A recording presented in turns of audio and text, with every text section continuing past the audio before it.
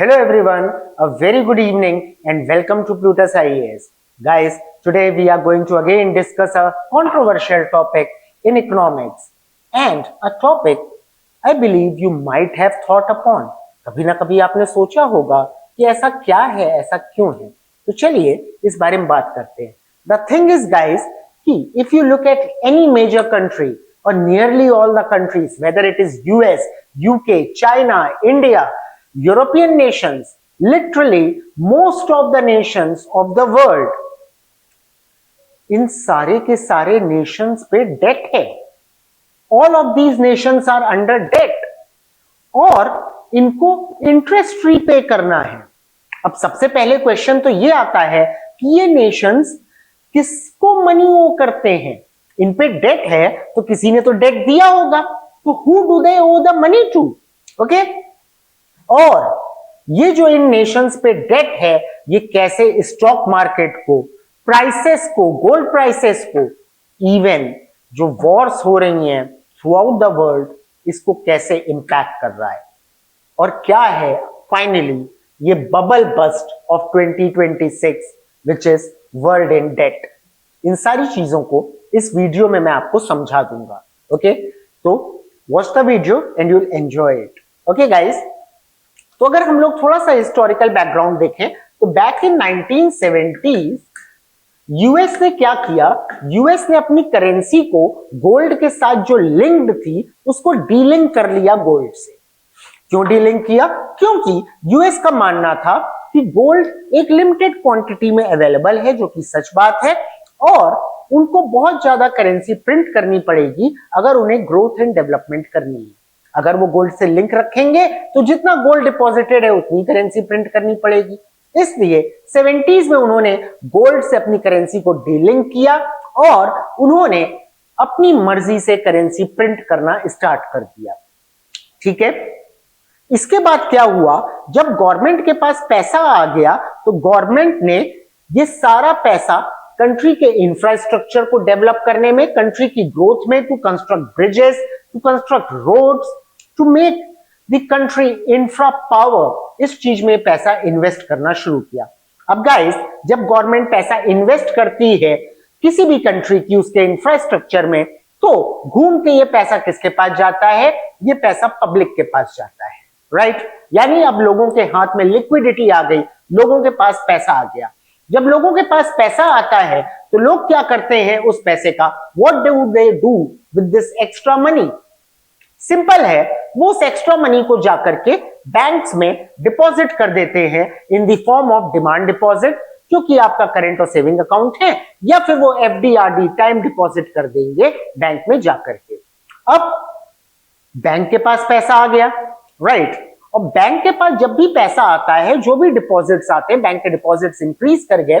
Bank के deposits bank के लिए लायबिलिटी है, क्योंकि बैंक को ये पैसा रिटर्न करना होगा पब्लिक को, इसलिए बैंक इस पैसे को जल्द से जल्द इन्वेस्ट कर देना चाहता है। अब इतनी जल्दी पैसा कहां इन्वेस्ट किया जा सकता है? क्योंकि सिर्फ इन्वेस्ट ही नहीं करना है, ऐसी जगह इन्वेस्ट करना है जहां बैंक का पैसा सिक्योर रहे, बैंक के साथ एनपीए ना हो जाए, हाँ, नॉन प्रॉफिटेबल एसेट ना बन जाए ये पैसा। तो बैंक इस पैसे को उठाता है और सेफेस्ट ऑप्शन है GSAT, government securities, bonds. Bank इस पैसे को गवर्नमेंट सिक्योरिटीज यानी बॉन्ड्स को खरीदने में यूज कर लेता है। गाइस, आप जानते हैं, आप गवर्नमेंट सिक्योरिटी या बॉन्ड्स अगर खरीद रहे हैं तो एक्चुअली आप गवर्नमेंट को लोन दे रहे हैं, क्योंकि बॉन्ड एक डेट इंस्ट्रूमेंट है और एवरी ईयर गवर्नमेंट इस लोन पे, इस बॉन्ड पे आपको इंटरेस्ट पे करती है, राइट और रॉन्ग? तो बैंक ने पैसा उठाया और बल्क में ये पैसा बॉन्ड खरीदने में यूज कर लिया। इसका मतलब पैसा फिर से घूम के गवर्नमेंट के पास पहुंच गया। जब गवर्नमेंट के पास पैसा आता है, गवर्नमेंट ने फिर इंफ्रा, ग्रोथ, इस पे पैसा खर्च किया। जब इंफ्रा पे पैसा खर्च हुआ, पब्लिक के पास फिर से पैसा आया, लोगों के पास फिर से पैसा आया, लोगों ने फिर से पैसा बैंक में डिपॉजिट किया और बैंक ने फिर से बॉन्ड्स खरीदे। यानी एक रेपिटेटिव साइकिल बन गई और ये साइकिल गाइस 5 डेकेड्स तक चलती रही और इस साइकिल की रेपिटेटिवनेस की वजह से ही वर्ल्ड वाइड हमें ग्रोथ ऑब्टेन करने को दिखी, हमें ग्रोथ दिखी पूरी दुनिया में। साइकिल क्या थी?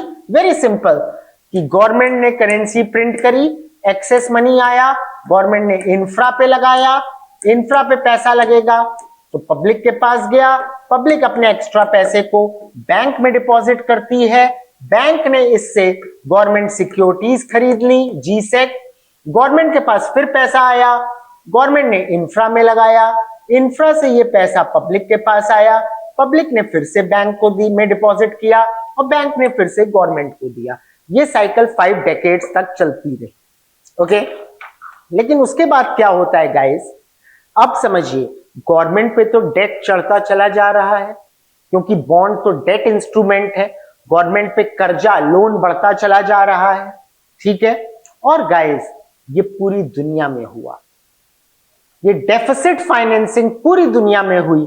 और आज की डेट में अगर मैं पूरी दुनिया के डेट की बात करूं, the total date on this world, इस पूरी दुनिया में इस टाइम $300 ट्रिलियन का डेट है।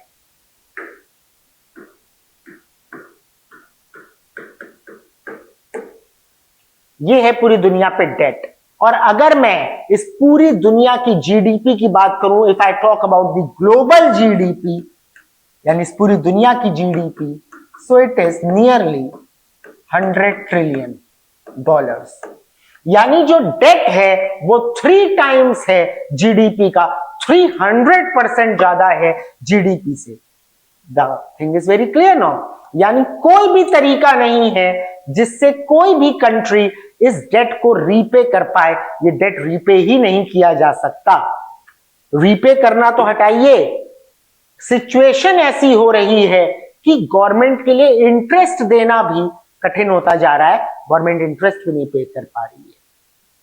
अब जब कभी गवर्नमेंट ऐसी सिचुएशन में फंस जाती है तो गवर्नमेंट क्या कर सकती है? गवर्नमेंट के सामने क्या तरीका है? तो देखिए, ऐसी सिचुएशन में गवर्नमेंट के सामने सबसे पहला जो तरीका है, एक्चुअली 3 तरीके हैं। There are 3 ways to face such crisis. First way is कि प्रिंट मोर करेंसी। गवर्नमेंट और करेंसी प्रिंट करना शुरू कर दे। लेकिन आप सब जानते हैं, अगर गवर्नमेंट ज्यादा करेंसी प्रिंट करेगी इसी रेट से, तो इन्फ्लेशन बहुत ज्यादा बढ़ जाएगा, करेंसी की वैल्यू ही खत्म हो जाएगी, जिसकी वजह से मास में अनरेस्ट आ जाएगा, राइट? लोग उतावले हो जाएंगे अगर इतनी ज्यादा महंगाई बढ़ जाएगी। ओके, दूसरा तरीका है गवर्नमेंट टैक्सेस इंक्रीज कर दे। गाइस, टैक्सेस इंक्रीज करने से फिर से सिविल अनरेस्ट वाली सिचुएशन डेवलप हो जाएगी, क्योंकि लोगों के पास इतने अर्निंग सोर्सेस नहीं है। आप अगर टैक्सेस इंक्रीज करेंगे तो उनकी डिस्पोजेबल इनकम कम हो जाएगी। डिस्पोजेबल इनकम, वो पैसा जो वो खर्च कर सकते हैं। YD disposable income is equal to real income minus taxes. अगर आप टैक्स इंक्रीज करेंगे तो डिस्पोजेबल इनकम कम हो जाएगी। That's the second way. और ये दोनों वे के तो रिपरकशंस हैं। जो थर्ड और सेफेस्ट वे है वो है गवर्नमेंट पैसा बोरो करे और बोरोइंग करे, जिससे वो इंटरेस्ट वगैरह पे करे। तो आप कहोगे सर ये तो बड़ी ऑब्वियस सी चीज है, बोरो तो अभी भी कर रही थी और कर ले। लेकिन प्रॉब्लम यहां पर आती है कि लोग अब अपना पैसा स्टॉक मार्केट में इन्वेस्ट कर रहे हैं। जब लोग अपना पैसा स्टॉक मार्केट में इन्वेस्ट करेंगे तो क्या होगा? लोग अपना पैसा बैंक अकाउंट में नहीं रखेंगे, राइट? वो पैसा उठा के उन्होंने स्टॉक मार्केट में इन्वेस्ट कर दिया, बैंक में नहीं रखा। यानी बैंक के पास पैसा नहीं होगा गवर्नमेंट को लेंड आउट करने के लिए। गवर्नमेंट बोरो तो करना चाहती है, पर पैसा देने के लिए बैंक के पास पैसा ही नहीं है। यस और नो?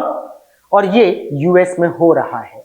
लोगों ने अपनी इन्वेस्टमेंट स्टॉक मार्केट में कर दी, जिसके बाद ये हुआ कि बैंक्स के पास डिपॉजिट्स कम हो गए और बैंक गवर्नमेंट को पैसा लेंड ही नहीं कर पा रही। ऐसे सिनेरियो में गवर्नमेंट इज स्ट्रक। गवर्नमेंट को नहीं मालूम कि वो क्या करे क्या ना करे, राइट? तो शायद यही कारण है कि पूरी दुनिया में वॉर्स हो रही हैं।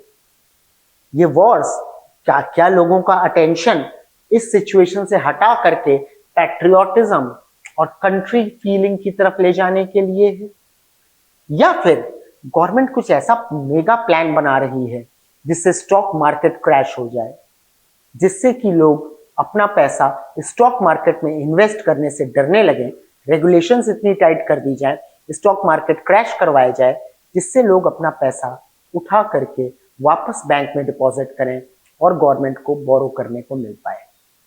Think over it.